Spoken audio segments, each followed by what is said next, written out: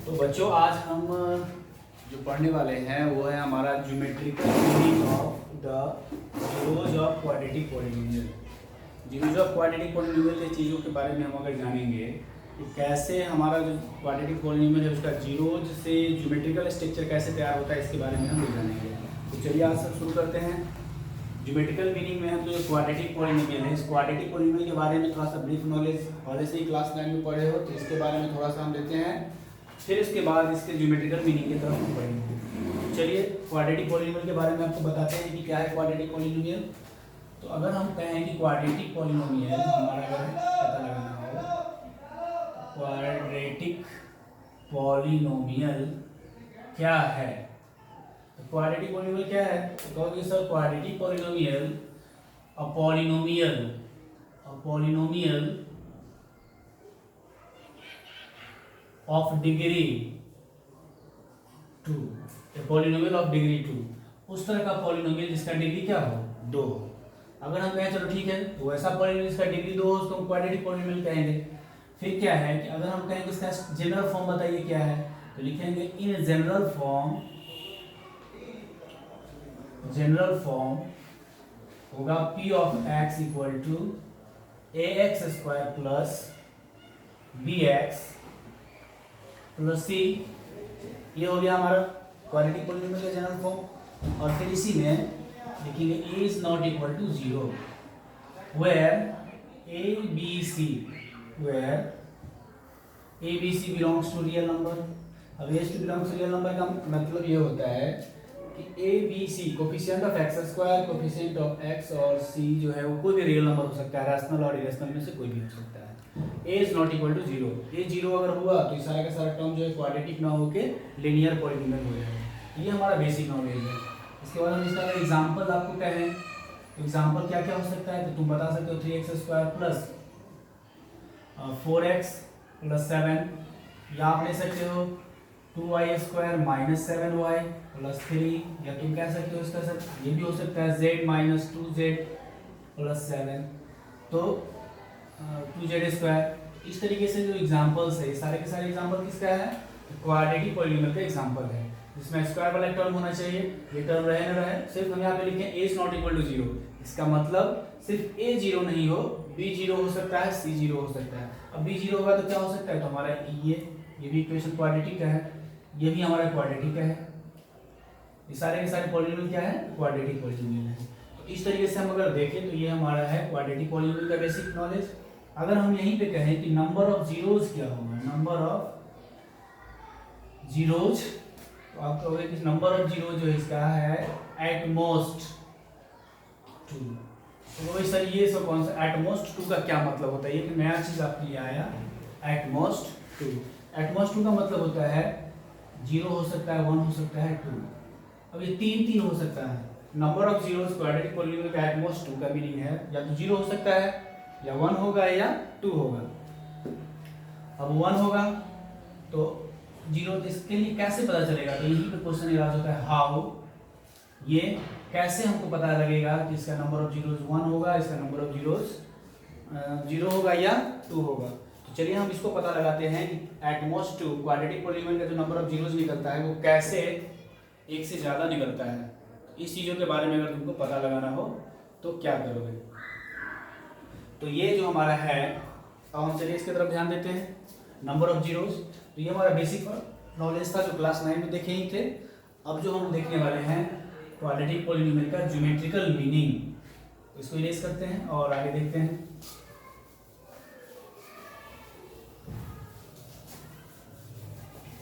दूसरा पार्ट अगर हम देखें तो हमको सबसे पहले ये पता होना चाहिए कि शेप कैसा बनता है, ज्योमेट्रिकल मीनिंग का शेप कैसा होगा। अगर हम कहें graph of quadratic polynomial, quadratic polynomial का ग्राफ कैसे बनेगा। अब ग्राफ का शेप पहले हम लोग डिसाइड करते हैं कि ग्राफ का पॉलिनोमियल का शेप कैसा होगा। शेप तो तुम जानते हो एज वी नो, आप जानते हो कि जैसे लीनियर पॉलिनोमियल है, लीनियर कोई पॉलिनोमियल है तो उसका ग्राफ का शेप कैसा बनता है तो उसका ग्राफ का शेप बनता है स्ट्रेट लाइन। क्या बनता है straight line.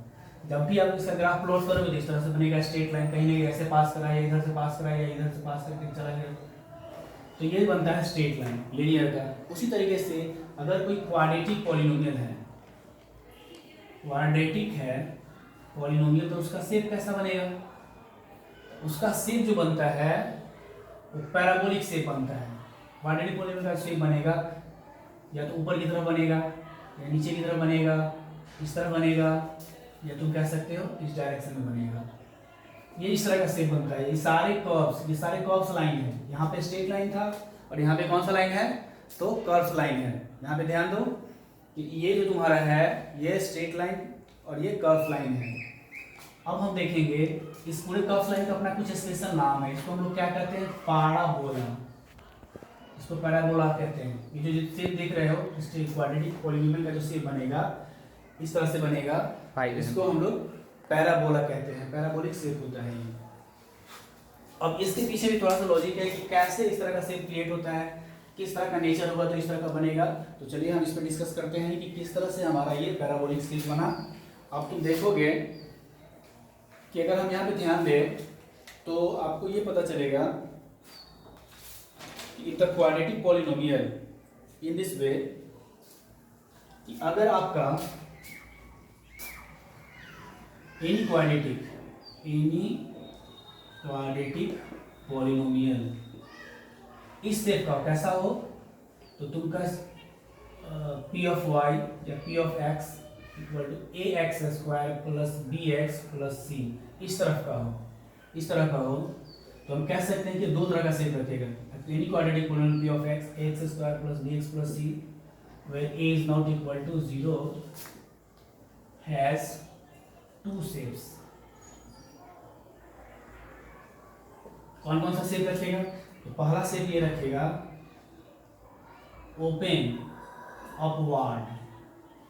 Upwards like this. लेकिन कब होगा?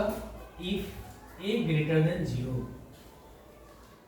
और फिर होगा दूसरा केस जो होगा इसका ओपन डाउनवर्ड्स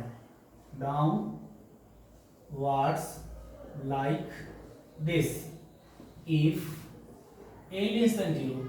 इस तरह से होगा open upward like this if a greater than 0 और open downward like this if a less than 0। लेकिन कैसे होगा? तो इसको एग्जांपल से समझोगे। इधर से एग्जांपल अगर हम ऐसा लेते हैं कि 3x स्क्वायर, अगर मान लो y equal to 3x square plus 4x minus 7 अगर ये दिया हुआ है और इसका ग्राफ प्लॉट करना हो तो इसका ग्राफ कैसा होगा? तो इसका ग्राफ जो होगा वो ऊपर की तरफ होगा, इस तरह से बनेगा। क्यों बनेगा इस तरह से ग्राफ? इस तरह से ग्राफ बनने के पीछे रीजन ये है, यहाँ x डैश हुआ, यहाँ y और यहाँ y डैश, यहाँ 0 हो गया ओरिजिन। तो ये ऊपर की तरफ बनेगा। क्यों बनेगा? तो यहाँ पे 3 देख रहे हो, ये जो 3 है ये ग्रेटर देन 1 है 0 है, तो हम यहाँ पे लिख सकते हैं कि 3 ग्रेटर देन 0। तो यहाँ पे दिख रहा है, तो यहाँ पे क्या है तुम्हारा a ग्रेटर देन 0, तो ये तुम्हारा आ गया। इस तरीके से हम चीजों को बना लिए। दूसरा एक और एग्जांपल आप बताते हैं कि अगर आपका ऐसा रहे y equal to minus 4x square plus 7x plus 8, इसका ग्राफ कैसा बनेगा? तो इसका ग्राफ जो होगा वो डाउनवर्ड डायरेक्शन में होगा। ऐसे x डैश y और y डैश, यहाँ 0 हो गया, तो ये डाउनवर्ड डायरेक्शन में यहाँ पे 2 बार करता है, इसको नहीं। तो इसके पीछे रीजन क्या है? तो यहाँ जो फर्स्ट a का वैल्यू देखते हो ये हमेशा x स्क्वायर के बगल से मिलता है, x स्क्वायर के बगल में a मिलेगा। तो कहोगे सर यहाँ जो है -4 लेस देन 0, यहाँ -4 लेस देन 0 है, इसलिए कि ग्राफ डाउनवर्ड बन गया। और यहाँ a जो है अपवर्ड बनेगा क्योंकि यहाँ पे a जो है वो पॉजिटिव है। इस तरीके से आपका केस बना। अब देखोगे 2 केस इसमें से और क्रिएट होगा, वो कैसा होगा? इस दोनों के लिए तो हम लोग देख लिए, 2 है राइट साइड और लेफ्ट साइड जो खुलेगा, तो किस तरह का इक्वेशन होगा जो इसका बनेगा। तो उसके लिए हम लोग आगे देखते हैं इसको बिठा के। अगर हम आपको बताएं कि इसका जो केस बनेगा वो ये होगा, इसको बड़े ध्यान से समझो क्योंकि इसका काफी यूज है आगे। अगर हम लिखेंगे एनी क्वाड्रेटिक पॉलिनोमियल, ओके, लेकिन किस तरह का? तो p ऑफ y किस तरह का होगा? p ऑफ y होगा। ay² plus by plus c। Similar way में a is not equal to 0। अब तुम इसमें देखोगे तो क्या होगा, इसका शेप कैसे क्रिएट होगा, इसका दो शेप होता है, कह सकते हैं कि has two shapes, has two shapes. कौन कौन, फर्स्ट होगा open right side, open right sides like this when a greater than 0, और open left sides like this a less than 0। इस तरह से दो केस बना।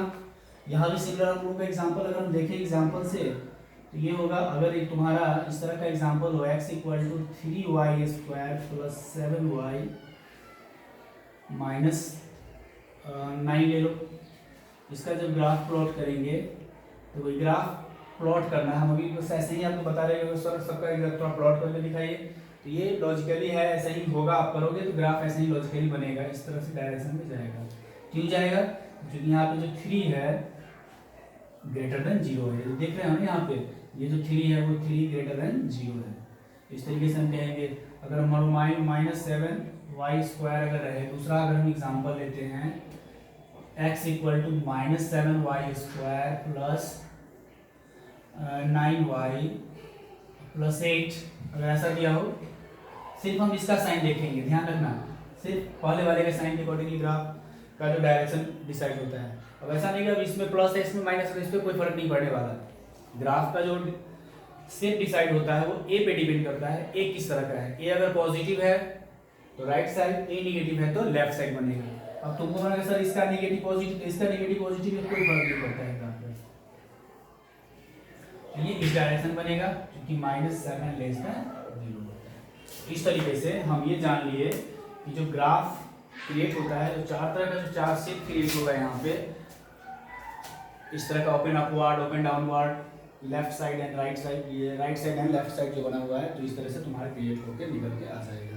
अब तुम देखोगे कि जैसे ही ग्राफ क्रिएट हो जाएगा तो हम इसका जो फॉर्मेट डिसाइड करेंगे वो ज्योमेट्रिकल मीनिंग में क्या आता है इस ग्राफ का, कैसे अपवर्ड और बैकवर्ड जो ग्राफ क्रिएट होता है वो कैसे बनता है। एक एग्जांपल से तुमको हम बता रहे हैं। अभी तक यहाँ तक सबको समझ में आ गया होगा, बहुत तो था भी नहीं, एक तो बेसिक नॉलेज था, दूसरा हम से बनाना सीखे थे। अब जो हम लोग इसमें जानेंगे कि कैसे इसका जीरोज पता करेंगे हम लोग, जीरोज से ग्राफ पर क्या कंडीशन पड़ता है। तो तुम देखोगे कि अगर हम यहाँ पे ये पता कर लें, एक एग्जांपल से क्रिएट करते हैं। एग्जांपल कंसीडर कर लो, कंसीडर ए पॉलिनोमियल x², एक हम लोग कंसीडर कर रहे हैं पॉलिनोमियल x² -3x -4, ये हमारा एक पॉलिनोमियल हो गया। इसका जब हम ग्राफ प्लॉट करेंगे तो ग्राफ जब हम इसका बनाएंगे तो ग्राफ कैसा होगा, y इक्वल टू, विजुअलिटी है ना सबको दिखाई पड़ रहा है यहाँ पे, तो ठीक है। तो y इक्वल टू हम करेंगे x² -3x, और इसका ग्राफ प्लॉट करोगे क्या करते हैं हम लोग, इसका वैल्यू निकालते हैं। देखो इसका ग्राफ प्लॉट करना बच्चों को एग्जाम में नहीं पूछा जाता है, नहीं पूछने का पीछे रीज़न ये होता है कि ये बहुत थोड़ा सा कठिन होता है निकालना, अगर इसमें रेशनल पार्ट दे दिया जाए तो, इसीलिए एग्जाम के पॉइंट ऑफ व्यू से नहीं पूछता है। लेकिन आपको इसका लॉजिक समझ में आना चाहिए कि होता कैसे है। अगर हम x के जगह 0 डाल देते हैं -4 आ जाएगा, यहाँ अगर 1 डाल दें -1 तो ये 0, और 4 डाल दें तो 0। इस तरह के चार वैल्यू हम लेके आप चेक कर लीजिएगा। ये है इसका ग्राफ, जब आप प्लॉट करोगे तो इस तरह से ग्राफ प्लॉट होगा। यहाँ पे 0 है, 1 2 3 4 5 x 1, इधर से नेगेटिव जाएगा, ऊपर पॉजिटिव, नीचे नेगेटिव। जब इसका ग्राफ प्लॉट करोगे तो पहला पॉइंट क्या करें, 0 और -4, 0 और -4 तो यहाँ मिला, ये होगा 0 और -4। दूसरा पॉइंट -1 और 0, तो -1 और 0 यहाँ मिलेगा, और तीसरा जो है 4 और 0 तो यहाँ मिलेगा। अब इसका यह है 4 और 0 और यह है -1 और 0। इसका ग्राफ अगर तुम मिलाओगे ऐसे इस तरह से ये ग्राफ क्रिएट होगा। अगर हम इसको देखते हैं तो ये ग्राफ हमारा इस तरह से क्रिएट हो जाएगा। और हम इसके बाद फिर क्या करते हैं, इसका जीरोज निकालते हैं, जीरोज ऑफ px। तो x² -3x -4, तो जीरोज निकालोगे तो क्या होगा, मिडिल टर्म स्प्लिटिंग से करोगे तो -4x इक्वल टू 0। इसका हम जीरोज फाइंड कर रहे हैं, x कॉमन लेंगे तो x -4 + 1 x -4 इक्वल टू 0। ये x + 1 और ये होगा x -4 इक्वल टू 0। ये x इक्वल टू -1 और ये 2 निकल गया। हमने जो स्प्लिटिंग सब चीज़ों को ब्रेक कर लिए। अब जैसे ही जीरोज निकला तो देखो यहाँ जो जीरोज है x, ऊपर x कोऑर्डिनेट मैच कर रहा है, तो हम कह सकते हैं ना कि क्या कह सकते हैं यहाँ पे, we see that -1 and 4 is are the zeros of px and also x coordinate of the point, x coordinate of the point where graph intersect x axis. देखो यहाँ पे जो हमारा पॉइंट हुआ है ये -1 और 4 है, दोनों यहाँ पे x एक्सिस को इंटरसेक्ट कर रहा है, एक यहाँ पे करा और यहाँ पे करा। तो हम कह सकते हैं कि -1 और 4 are the zeros of px, ये जीरोज भी है, and also x coordinate of the point, ये x कोऑर्डिनेट है किसका, तो उस ग्राफ का जहाँ पे एक्सिस को ये क्या करता है, x एक्सिस को इंटरसेक्ट करता है, वहाँ पे ये जीरोज मिल रहा है। तो इस तरीके से हम यहाँ पे जीरोज और x कोऑर्डिनेट के बीच का रिलेशन जान लिए कि कैसे ये रिलेशन पता लग गया है। तो तुम इस तरीके से कह सकते हो कि किसी भी पॉलिनोमियल का जो है, अगर हम यहाँ पे ये ले लें कि जीरोज ऑफ पॉलिनोमियल, तुम कह सकते हैं कि एक पॉइंट हमारा ये हो गया कि the zeros of px equal to x² + bx + c where a is not equal to 0 are the x coordinate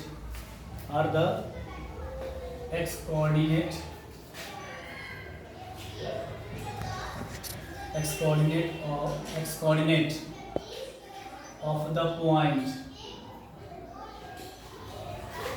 where the parabola, जो हमारा पैराबोला है, पैराबोला मतलब जो कर्व बनता है, जो parabola intersect the x axis. दूसरा क्या होगा, तुम ये भी तो कह सकते हो द जीरोज ऑफ py, अगर py के टर्म में कोई इक्वेशन है तो वो क्या होगा, ay² + by + c are the y coordinate, क्या होगा, y coordinate of the point where the parabola intersect the y axis। इस चीज को देखो, 2 स्टार जो हम बनाए हैं, 2 इससे निकला हुआ पॉइंट है कि एक तो px जो होगा इस टर्म में होगा तो वो x एक्सिस को इंटरसेक्ट करेगा और उसका x कोऑर्डिनेट बनेगा। अगर हमारा इक्वेशन इस टर्म में है तो x कोऑर्डिनेट कहलाएगा, और किसको एक्सिस करेगा तो x को करेगा। अगर हमारा इक्वेशन y के टर्म में है तो y कोऑर्डिनेट कहलाएगा और किसको इंटरसेक्ट करेगा, y एक्सिस को इंटरसेक्ट करेगा। इस तरीके से हम देखिए जो जीरोज और हमारे कोऑर्डिनेट के बीच का रिलेशन क्या है। अब इस सारी चीज़ों को ऑब्जर्व करोगे तो तुमको टोटल 3 तरह का केस क्रिएट होगा, इसमें 3 तरह का ग्राफ क्रिएट बना हुआ तुमको मिलेगा। तो उस ऑब्जर्वेशन वाले पार्ट को हम लोग ध्यान से देखते हैं, इसको नोट डाउन कर लीजिए, pause the video and note down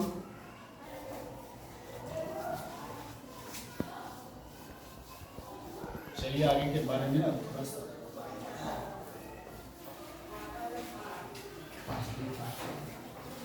और जो हमारा लास्ट टॉपिक लास्ट है ज्योमेट्रिकल मीनिंग का लास्ट कंक्लूजन है वो ये कंक्लूजन निकल के आता है कि from observation of shape of graph हम from observation of shapes of graph visuality है ना पूरा शेप्स ऑफ ग्राफ का अगर हम विजुअलाइज करें तो इसमें तुमको क्या पता चलेगा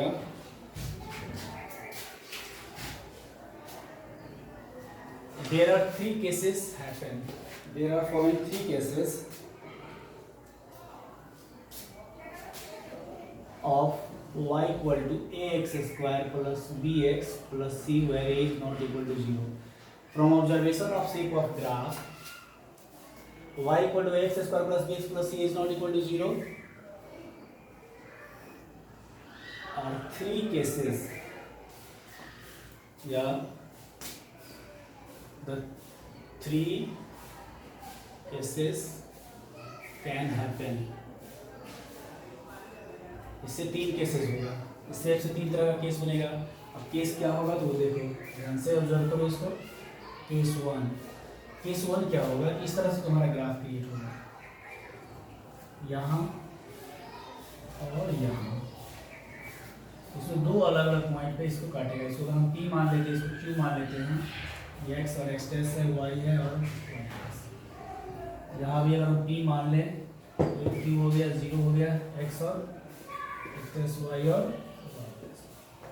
तो यहाँ कहोगे हियर ग्राफ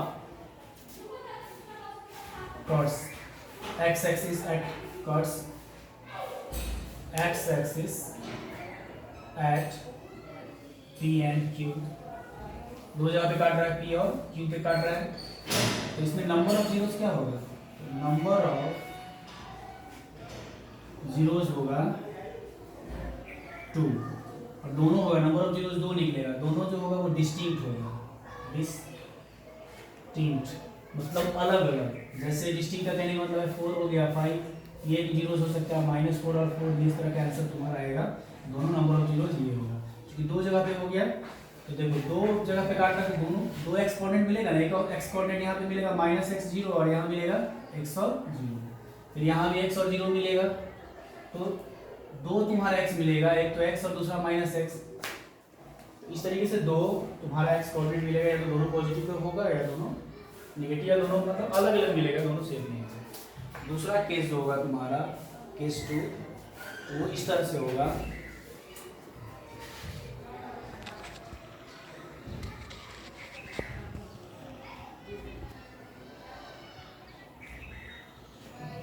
इसमें क्या होगा कि 2 पॉइंट जो कोइंसाइड में एक जगह पे आ जाएगा एक ही जगह पे हो गया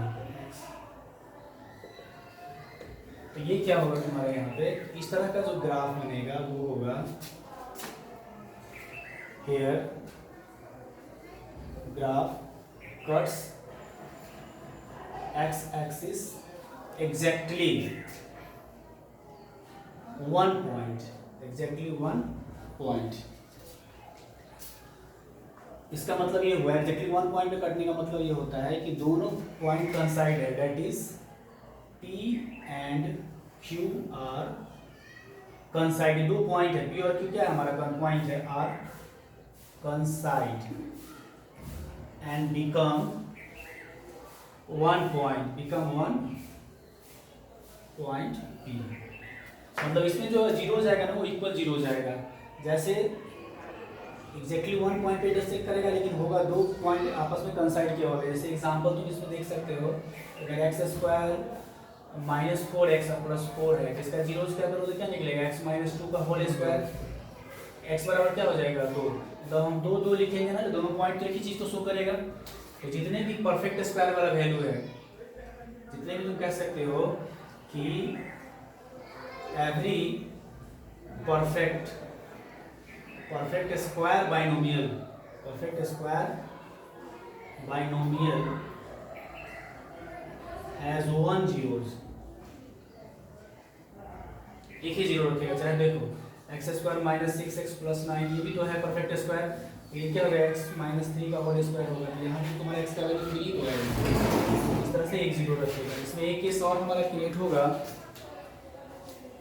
वो क्या होगा, ये केस हमारा ये होगा जो लास्ट केस है इसमें, कि वो ग्राफ को टच ही नहीं करेगा, इस तरह से बाहर निकल जाएगा। केस ग्राफ ऐसे निकल गया या ऐसे निकल के आ गया, x x dash y y dash y dash x और x। अब इसमें क्या देखोगे तो है ग्राफ